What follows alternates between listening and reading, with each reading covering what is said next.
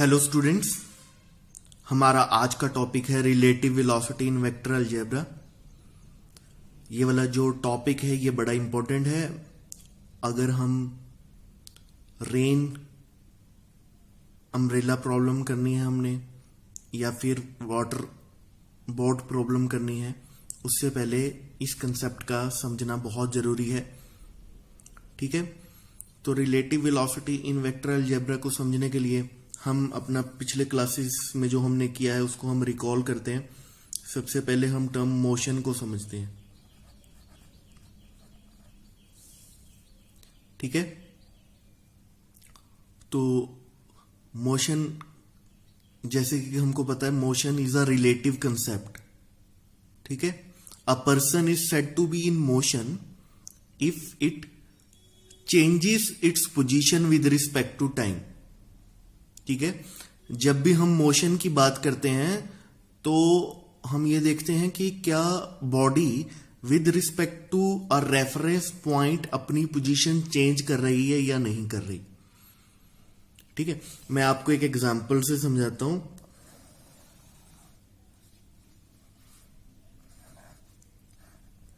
ठीक है, जैसे ये स्टॉप है, बस स्टॉप है, ये इस बस स्टॉप पर एक पर्सन ए खड़ा है। ठीक है, और यहां से एक बस जा रही है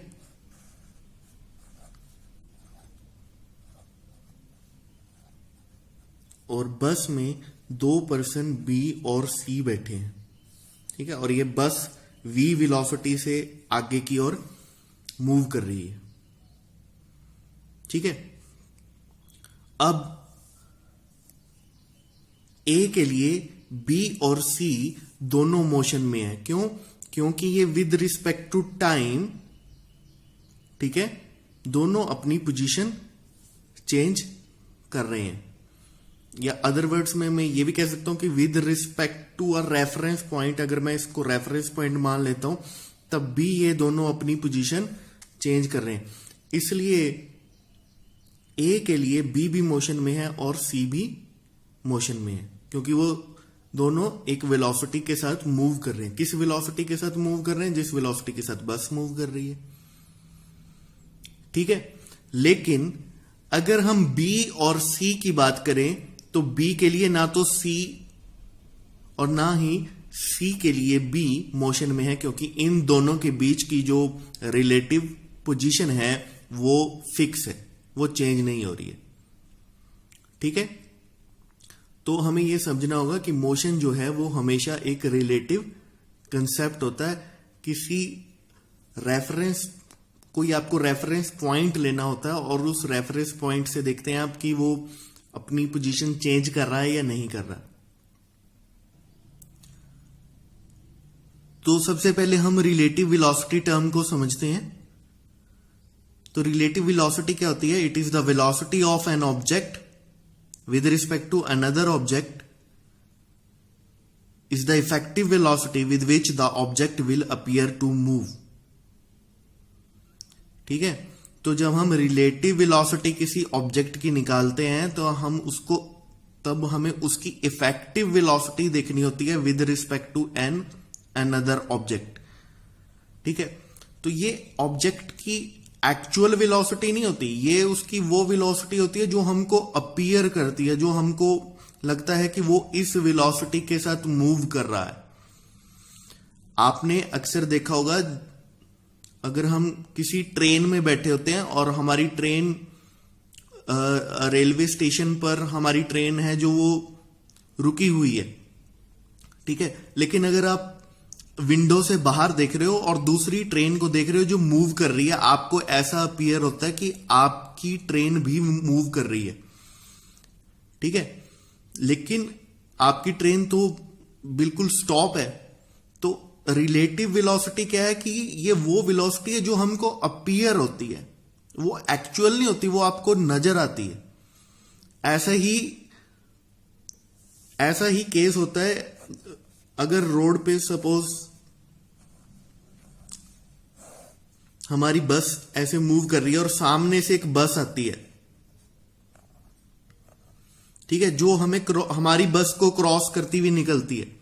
ठीक है, तो अपोजिट डायरेक्शन में आने वाली जो चीज है वो हमको बहुत ही तेजी से पास होती हुई लगती है। ठीक है, जो दूसरी बस होगी उसकी उतनी वेलोसिटी नहीं होगी जो आपको नजर आएगी। ठीक है, समझ रहे हैं हम? तो रिलेटिव वेलोसिटी का मतलब है जो आपको अपीयर हो, जो एक्चुअल में हो ना। अब हम दो मूविंग ऑब्जेक्ट्स के केस में रिलेटिव वेलोसिटी निकालेंगे। ठीक है, लेकिन अगर सपोज मैं किसी एक ऑब्जेक्ट की बात करता हूं, ठीक है, तो मान लो कि कोई पर्सन है ए, उसकी वेलोसिटी अगर मैं बोलता हूं कि ए की वेलोसिटी 5 मीटर पर सेकंड है। ठीक है, तो मैंने आपको बताया था कि जब भी हम वेलोसिटी निकालते हैं तो इसका मतलब है कि हमें कोई रेफरेंस पॉइंट लेना होगा। तो मैं मान लेता हूं कि वो मेरा रेफरेंस पॉइंट अर्थ पे कोई पॉइंट है।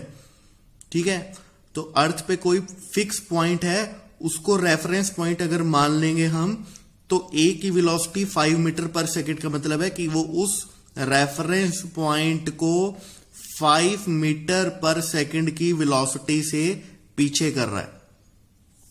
तो मैं इसको ऐसे भी लिख सकता हूं, velocity of person A with respect to earth is 5 meter per second. ठीक है, velocity of person A with respect to earth is 5 meter per second. हमारा पहला केस है when two objects are moving in same direction. ठीक है, दो object हैं, वो सेम ही डायरेक्शन में मूव कर रहे हैं। तो ये ऑब्जेक्ट ए है और ये ऑब्जेक्ट बी है, ये सेम डायरेक्शन में मूव कर रहे हैं। इनके बीच की हमें रिलेटिव वेलोसिटी निकालनी है। ठीक है, तो हम मानते हैं let velocity of object A with respect to earth, यानी कि VAE, velocity of object A with respect to earth is V1 meter per second. तो ये हो गया V1 मीटर पर सेकंड। ऐसे ही आप मान लेते हैं let velocity of object B with respect to earth, that is VBE is V2 meter per second. तो ये हमने मान लिया V2 मीटर पर सेकंड। ठीक है, now we wish to calculate VAB। अगर हमें, ये देखिए, अगर हमें अब निकालना है velocity of object A with respect to B, तो हमको बीच का ये जो इंटरमीडिएट रेफरेंस पॉइंट है वो हटाना पड़ेगा, क्योंकि अभी तक हमारा रेफरेंस पॉइंट क्या था? अर्थ। हमारा रेफरेंस पॉइंट क्या था? अर्थ। ठीक है, तो अगर हमने VAB निकालना है तो हमको देखो ऐसा करना होगा, VAE vector plus VEB vector. क्योंकि इस केस में जब हम इसको बीच में ले आते हैं रेफरेंस पॉइंट को, जो इंटरमीडिएट रेफरेंस है वो हट जाएगा और आपके पास फिर VAB आ जाएगी। तो हमारे पास है VAE vector plus VEB vector. ठीक है, अब VAE वेक्टर की वैल्यू तो मुझे पता है, वो क्या है? That is V1 meter per second. मगर मुझे VEB नहीं पता, क्योंकि तो मुझे तो पता है VBE। तो ये आपको देखना पड़ेगा। अगर आपका VBE वेक्टर जो है that is equal to V2 meter per second, तो VEB वेक्टर होगा वो होगा -V2 मीटर पर सेकेंड। उसका कारण क्या है? उसका कारण है कि मान लो अगर मैं ये बोलता हूं कि जो B ऑब्जेक्ट है अपना, वो अर्थ के किसी फिक्स पॉइंट को V2 मीटर पर सेकेंड से, जो अपना B ऑब्जेक्ट है वो अर्थ के किसी फिक्स पॉइंट से V2 मीटर पर सेकेंड से आगे जा रहा है, तो मैं उसको ऐसे भी तो कह सकता हूं कि अर्थ का वो फिक्स पॉइंट उतनी ही वेलोसिटी से पीछे जा रहा है। तो ऑब्जेक्ट जितनी वेलोसिटी से आगे जाएगा तो वो फिक्स पॉइंट उतनी ही वेलोसिटी से पीछे होता रहेगा। तो यानी कि जो VEB है that will B negative of VBE। VEB VBE का नेगेटिव है। ठीक है,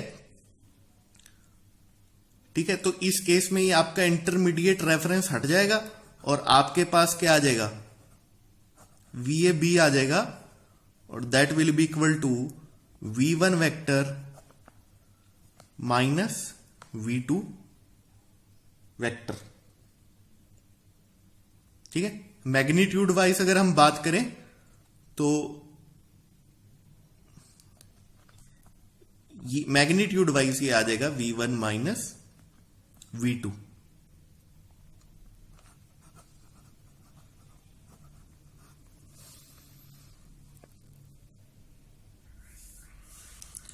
अब अगर दोनों ऑब्जेक्ट अपोजिट डायरेक्शन में मूव कर रहे हैं, ठीक है, तो सपोज ये A जो है ये पॉजिटिव एक्स एक्सिस की तरफ जा रहा है तो इसको V1 मीटर पर सेकंड लिखेंगे। तो जो B जो है अगर वो नेगेटिव एक्स एक्सिस की तरफ जा रहा है तो यहां पर नेगेटिव साइन आ जाएगा क्योंकि डायरेक्शन अपोजिट है। अगर velocity of object A with respect to earth V1 meter per second है तो velocity of object B with respect to earth -V2 meter per second है। ठीक है। अगर VBE -V2 meter per second है तो जैसा कि मैंने आपको अभी समझाया कि VEB that will B negative of -V2। ठीक है। अगर B अर्थ के किसी पॉइंट से -V2 मीटर पर सेकंड से आगे जा रहा है तो अर्थ का वो पॉइंट B से V2 मीटर पर सेकंड से पीछे जा रहा होगा। ठीक है। तो VAB vector that will be equal to VAE vector plus VEB vector, क्योंकि इस केस में आपका इंटरमीडिएट जो वेक्टर जो इंटरमीडिएट रेफरेंस है वो हट जाएगा और आपके पास फाइनली क्या आ जाएगा? VAB vector will be equal to V1 plus V2।